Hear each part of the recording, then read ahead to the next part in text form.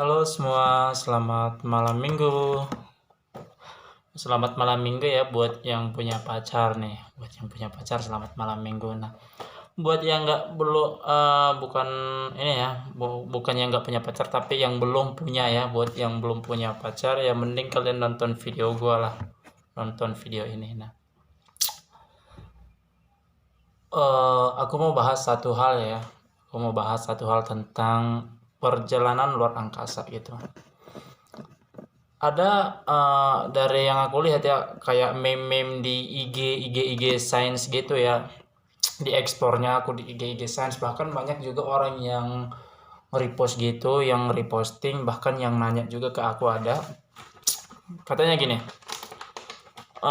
kita menghabiskan miliaran dolar, ratusan miliar dolar untuk melakukan perjalanan luar angkasa, untuk melakukan observasi ke planet Mars, untuk melakukan ini, untuk melakukan itu. Nah, kenapa kita tidak menggunakan uang itu? Bahkan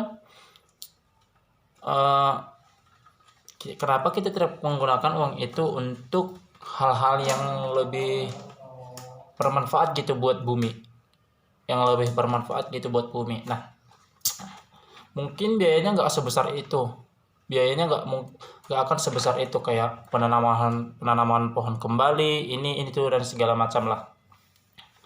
Aku mau bahas ya sebenarnya upaya manusia dalam research, penelitian, observasi ruang angkasa itu bukanlah atas dasar ego mereka sendiri. Memang sih ada ego manusia di situnya, tapi kalau menurut saya itu bukan atas dasar ego pribadi, tapi lebih ke mementingkan kelangsungan hidup ras manusia gitu. Aku mute dulu. Nah, coba deh bayangin. Kenapa aku bilang? Karena memang kita sangat membutuhkan observasi luar angkasa. Untuk apa? Satu ya, dan yang paling penting ya. Dan yang paling penting itu adalah untuk keberlangsungan umat manusia gitu. Kenapa gitu? Nah, gini guys. Semua itu ada masa akhirnya gitu. Semua itu ada masa akhirnya, bahkan bumi sekalipun, bahkan matahari, bahkan seluruh planet. Ada akhirnya. Ada yang lahir, ada yang mati. Nah, bumi kita ini sudah cukup tua ya. Sudah cukup tua, mungkin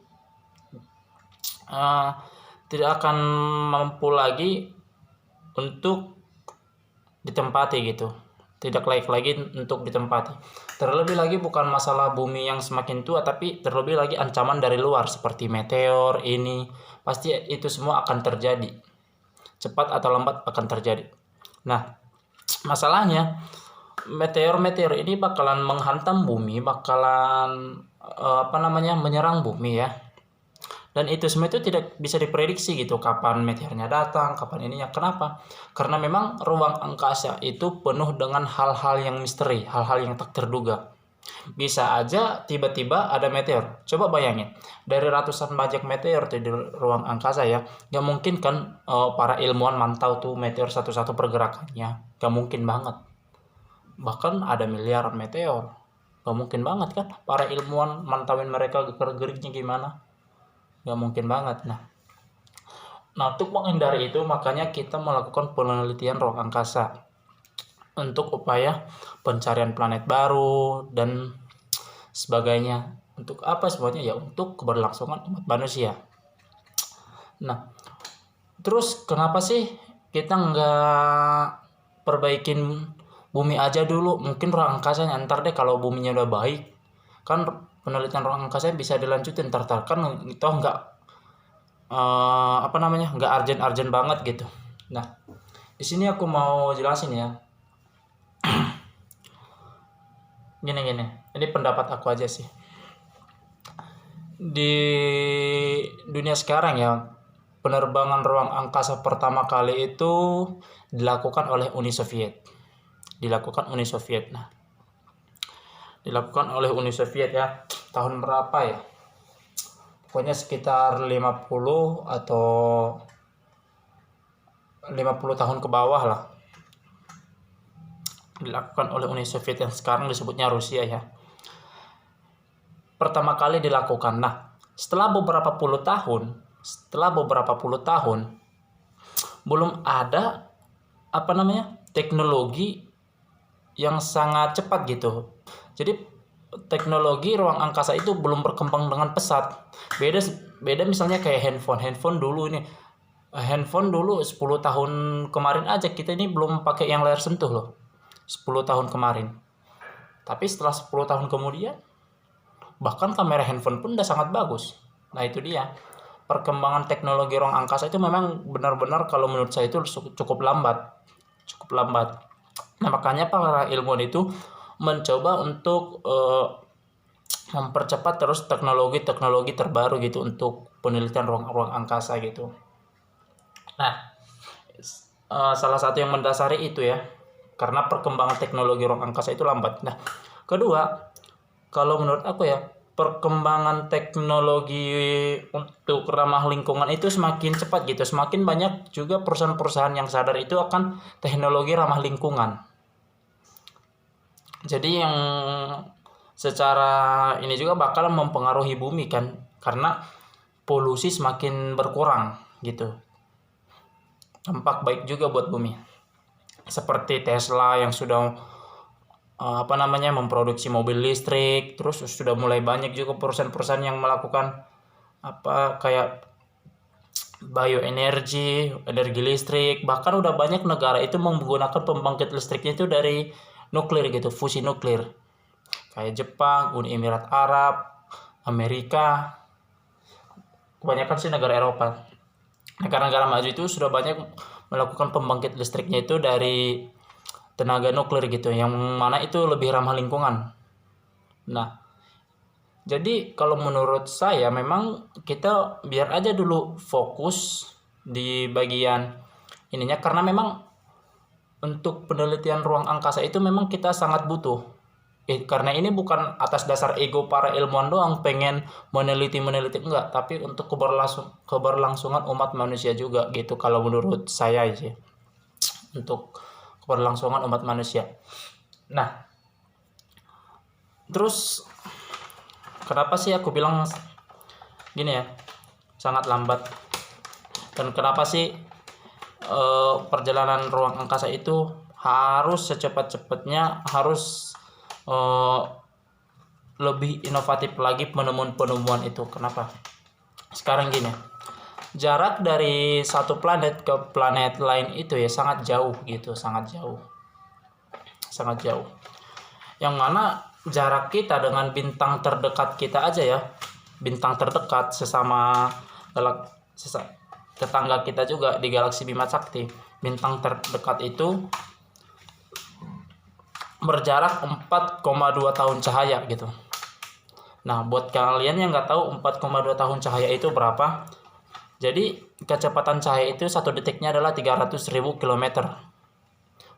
300.000 km, pokoknya kaliin aja setahun gitu. Setahun berapa? Misalnya nih, 1 menit itu ada 360. 1 menit itu ada 60 detik, dan 1 jam ada 3.600 detik ya. Nah, 3.600 detik dalam 1 jam kan, kali 24. Udah kali 24. Ngapain lu kali 24? Lama amat. Pokoknya kalian aja langsung ke 365 hari. Udah. Enggak sih. Iya, kali 24 dulu, 24 jam. Udah kali 24 jam, lalu kalian aja langsung ke 365 hari. Berapa detik itu dikali 300.000 km. Nah, segitu jaraknya. Kira-kira segitu jaraknya. Nah, terus karena sangat jauhnya jarak-jarak antar planet, antar bintang, yang bahkan membuat kita itu kesusahan untuk, yang bukan kesusahan lagi sih, kendala terbesar ini namanya. Jarak jauh ini adalah salah satu kendala terbesar umat manusia untuk menemukan hunian baru. Aku kasih contoh ya. Benda terjauh yang pernah dibuat manusia itu namanya pesawat Voyager 1 yang sudah terbang selama 40 tahun lebih di luar angkasa. Dan dia adalah alat manusia, buatan manusia pertama terjauh dan paling kesepian. Karena dia itu udah terbang 40 jauh menjauhi kita. 40 tahun menjauhi kita gitu. Dan diperkirakan dia itu sampai ke bintang terdekat dari kita ini, yaitu Proxima Centauri, sekitar 70.000 tahun lagi. Bayangin tuh, 70.000 tahun lagi. Nah, makanya para peneliti sangat inovatif untuk bisa mengembangkan pesawat-pesawat luar angkasa yang bisa bergerak cepat. Pokoknya yang memungkinkan manusia itu bergerak cepat gitu. Nah, dan kendalanya adalah manusia itu tidak mungkin bisa bergerak lebih cepat dari cahaya, ataupun tidak ada benda di dunia ini, di alam semesta ini, yang bisa bergerak lebih cepat dari cahaya. Karena cahaya itu adalah materi tercepat di alam semesta gitu. Materi tercepat di alam semesta. Menurut Einstein sih, relativitas Einstein. Nah, cahaya itu adalah materi tercepat di alam semesta. Nah, katakanlah kita bisa itu dulu ya, manusia tidak mungkin bisa bergerak terus. Untuk bisa bergerak dengan kecepatan cahaya itu membutuhkan energi yang sangat banyak. Kendala buat manusia lagi nih, banyak banget kendala-kendala soalnya yang harus diselesaikan para ilmuwan. Kendalanya lagi adalah bahwa memang untuk bisa bergerak dengan kecepatan cahaya itu, kita itu membutuhkan energi tak terbatas gitu. Membutuhkan energi tak terbatas, jadi membutuhkan energi yang sangat banyak. Coba kamu bayangin aja ya, objek terbesar di tata surya kita itu adalah matahari, yang mana 90% massa dari tata surya kita itu adalah masanya matahari gitu. 98% atau 97% itu adalah masanya matahari. Udah gede kan. Nah, energi yang dihasilkan itu tentu gede dong, dari fusi nuklir yang terjadi di dalamnya pasti gede dong. Nah, buat itu aja nggak cukup buat kita, karena kita membutuhkan energi tak hingga gitu loh. Jadi energi yang terbatas. Sedangkan matahari aja bakalan kehilangan energinya itu sekitar, dan bakalan redup itu sekitar berapa miliar tahun lagi ya, sekitar 7 diperkirakan. Nah, bakalan habis juga gitu, segitu gedenya bakalan habis juga ya, walaupun masih lama sih, tapi bakalan habis juga. Tapi kita itu membutuhkan energi yang tak hingga untuk bisa melakukan perjalanan dengan kecepatan cahaya. Nah, dan baru-baru ini, aku baru nemu sih, nah, ternyata katanya ada inovasi baru yang memungkinkan manusia itu untuk bisa sampai duluan dari cahaya. Sampai duluan, jadi bukan bergerak lebih cepat ya, tapi lebih ke sampai duluan dari cahaya. Gini, jadi ini itu diungkapkan oleh seorang fisikawan teoritis asal Meksiko, namanya itu Miguel Alcubierre. Nah, dia itu berpendapat bahwa kita bisa sampai duluan dari cahaya. Kita bisa sampai lebih dulu dari cahaya, ataupun mungkin kita bisa sampai 10 kali lebih dulu dari cahaya. Jadi intinya kita itu kayak 10 kali lebih cepat. Jadi di dalam teori yang diungkapkan ini, kita itu bisa sampai lebih dulu dari cahaya, dan kita itu bisa bergerak lebih cepat dari cahaya. Nah, caranya gimana? Padahal dari hukum fisika tadi yang kita tahu bahwa memang tidak ada materi yang lebih cepat dari cahaya, dan juga membutuhkan energi tak hingga, dan juga manusia tidak akan bisa. Kenapa? Karena badan kita ini terlalu lemah gitu. Kita ketarik 1000 km per jam aja badan kita pasti udah bakalan putus ini. Gimana dengan kecepatan cahaya 300.000 km per detik, kan gitu. Nah, tapi si Miguel Alcubierre ini kayak mau nge-cheat hukum-hukum fisika tadi, hukum-hukum alam semesta tadi, hukum-hukum fisika tadi. Dia itu pengen nge-cheat gitu. Dia itu membuat cheatnya sendiri. Dia nge-cheatnya itu gini ya. Jadi dia ingin merekayasa ruang dan waktu gitu. Jadi dia pengen merekayasa ruang dan waktu. Jadi di dalam teorinya dia itu, kita nih buat pesawat ya, buat pesawat yang gedenya itu sekitar sebesar pesawat Voyager 1. Sebesar pesawat Voyager 1. Nah, jadi pesawatnya itu kayak gini gitu, panjang, terus di sininya ada bulat-bulat gini kayak donat gitu ya. Nah, ininya itu gunanya untuk apa deh? Jadi ininya itu kalau nggak tahu sih, aku belum baca lengkapnya. Jadi ini tuh kayak berfungsi untuk berputar sangat cepat ya. Jadi kayak setelah dia berputar sangat cepat, susah dijelasin sih. Jadi dia bisa membengkokkan ruang dan waktu itu gitu. Jadi kayak membentuk perisai bagi pesawat ini supaya apa? Ketika kita bergerak, kita tetap dalam keadaan tetap gitu. Jadi di dalam gelembung ini, jadi kita itu kayak menciptakan gelembung ruang dan waktu.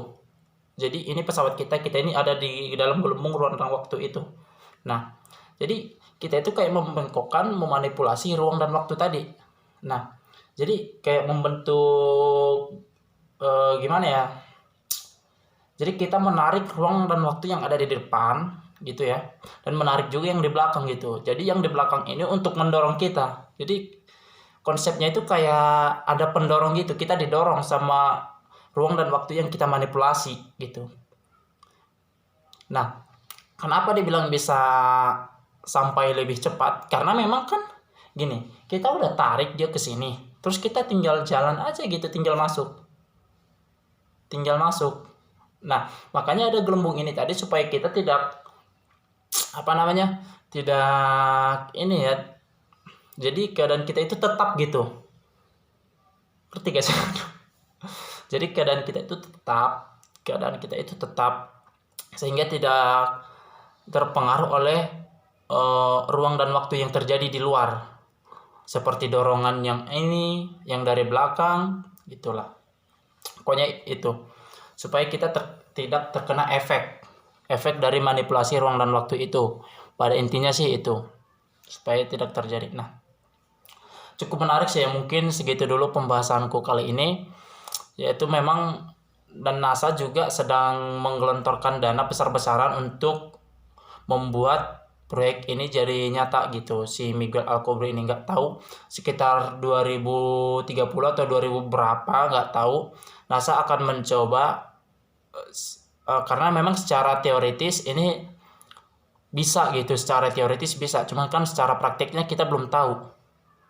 Secara teoritis ini sudah dibilang bisa lah menjadi alternatif kita, tapi secara praktiknya kita belum tahu. Dan sampai saat ini adalah konsep yang paling memungkinkan bagi manusia dibanding konsep-konsep lain, karena ini adalah konsep yang paling memungkinkan bagi manusia untuk melakukan perjalanan antar bintang gitu, dibanding konsep-konsep kayak lubang cacing, kita masuk ke lubang cacing, terus lubang hitam memanfaatkan gravitasi ruang, kayak kita memanfaatkan tarikan gravitasi yang kuat dari lubang hitam.